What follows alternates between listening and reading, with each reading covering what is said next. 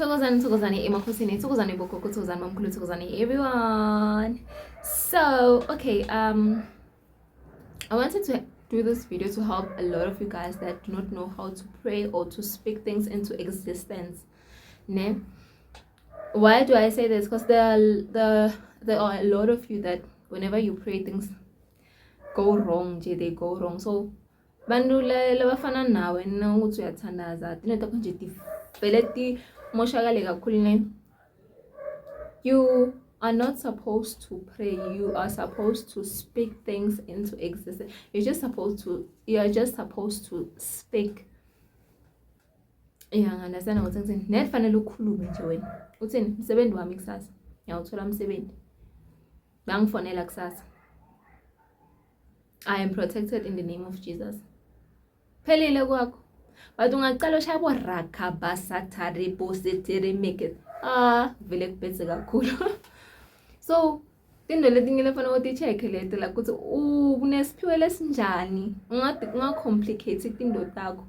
Cause lo muntu lohlelela ku asimuntu wokurabha baba. Umuntu lo uthi uma nakhuluma athi imali yeta kusasa. Msebenzi wami. Uyanganisana msebenzi wami. Oh, lo 10,000 lebe ngimele lo yakusasa uyangena kumbe namhla ebusuku ngo12 imali yami iyangena. So ufanele uthi understand ukuthi umuntu lo njani unesiphiwe lesinjani. Anyways, with that being said, bogogo labomkhulu nginelikhandlela leliyelo lana ne. Elikhandlela leliyelo ne. Nginifundisa ukuthandaza. Nathi uthi awusumuntu lothandaza isikhathi lesithe kumbe like umthandazo wakho you feel like is not doing the things that you want. That's alikhandlela. Le example lekhandlela leliyelo. Take khandlela lelimhlophe or whatever candle lelikhuluma nawe leliconnecta nawe. Uyalithatha ulibambe so. Bese ke uyalikhulumisa. Remember ukuthini, with everything that you say, like whatever that you say, there's power in your tongue. There's power. Whatever that comes out of your mouth, there's power. So now uthatha likhandlela uyalikhulumisa uthi ngalesibani lesiyelo. Example, ngithi ngalesibani lesiyelo nangiyosikhanyisa lesibani lesiyelo. Madloti akhabo mage laphe wangiflathele.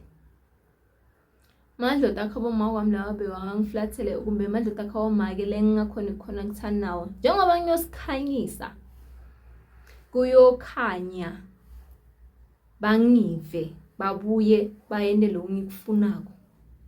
Njengoba ngiyosikhanyisa kuyakhanya, i-connection yami nabo iyakhanya. Kuyavakala mthandazo yami iyavakala. Ngelikhandlela leliyelo ngithi alibe nemandla empilweni yami. Lesibane lesiyelo asengikhanyisele sengivulele indlela. Njengoba ngiyosikhanyisa kukhanye kube kuhle empilweni yami. Ngithi igama lamagumbi lamane emhlaba aliphakame. Net nangikhanyisa lesibani akube njalo. Like that is how you're supposed to pray. Speak to your candle. Speak to it. Ukhulumise usathi kuthini? Net nangiyukulayitha namuhla tinto tami tiyakhanya, tinto tami tiyavuleka. Net nangikhanyisa nyalo.